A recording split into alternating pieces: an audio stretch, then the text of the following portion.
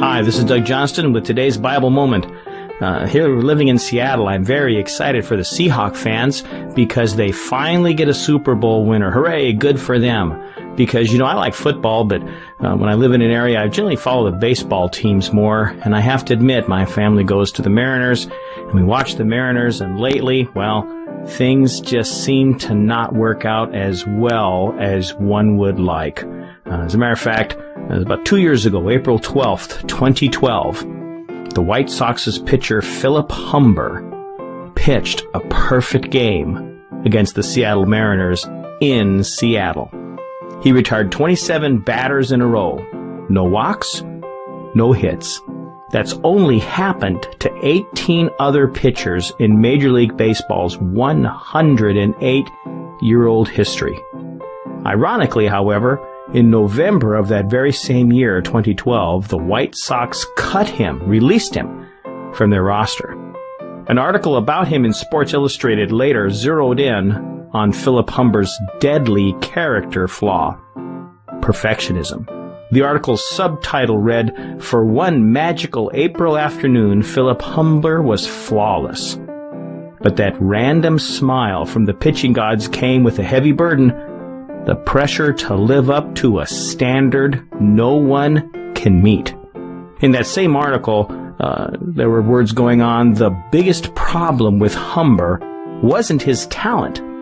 It was, according to those close to him, the unrealistic expectations he set for himself.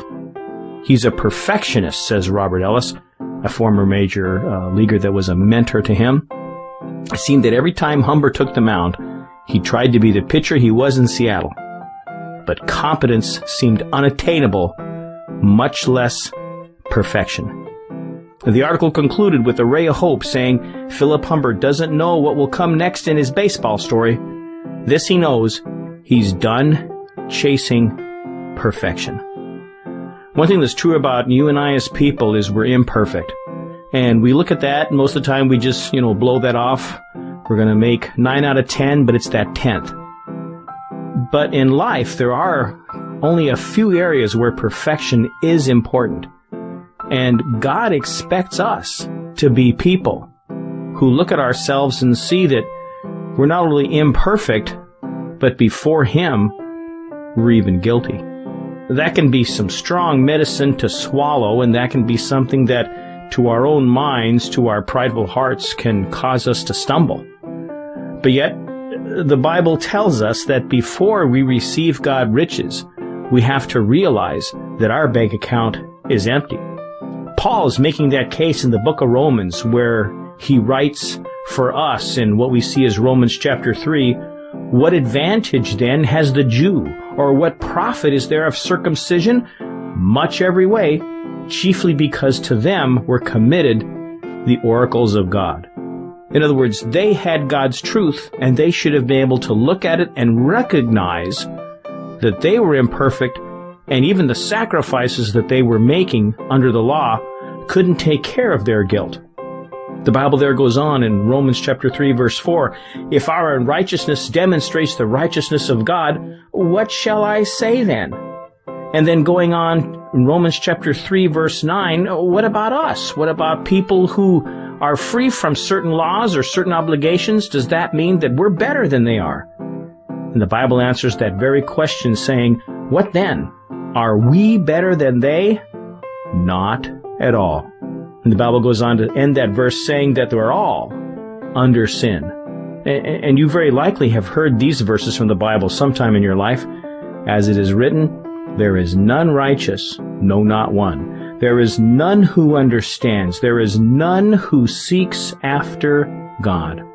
Picking that up in verse 19, "Now we know that whatever the law says, it says to those who are under the law, that every mouth may be stopped." See, that's our problem, because when we begin to notice our imperfections and our problems, we tend to make excuses. I don't know about you, if I forget something, if I'm late with something, if I don't do something, my natural inclination is to say, well, and come up with a reason, come up with someone to blame. But for us to receive God's riches and God's help and be cleared from the guilt that comes from sin, we need to face that I'm not perfect, and I'm not going to be perfect. The Bible tells us that the righteousness of God apart from the law is revealed, being witnessed by the law and the prophets, and here we are in Romans 3:22, even the righteousness of God through, and there's a lot of things we'd like to put in there, through giving, through taking care of our animals, through doing some extra work, from being kind and open doors, but instead the Bible finishes that verse, through faith in Jesus Christ, to all and on all who believe. For there is no difference, for all have sinned and fall short of the glory of God. You know, sometimes we like to have the benefits of Christianity without Christ, but the foundation that's in Christ is what's most important. And that's our number one thing to consider. How have I dealt with the problem that stands between God and myself, and that is my sin? And if I'm trying to make up for it or wink at it and expecting nobody else sees, all that's going to happen is it's going to fester. And just like the dishes that sit in the sink for days, and then you don't want to enter the kitchen because of what's there, when we don't deal with our sin, our hearts, our souls are the same way.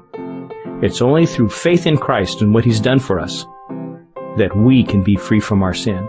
Not by living perfectly. I don't know anybody who's perfect. Definitely not myself. You can ask my friends. But it's through faith in Christ and what He's done for me that I receive forgiveness, justification, and the gifts that God has for me, including going to heaven. So think, it's not by living perfect that you're blessed. It's by trusting God and believing what He says.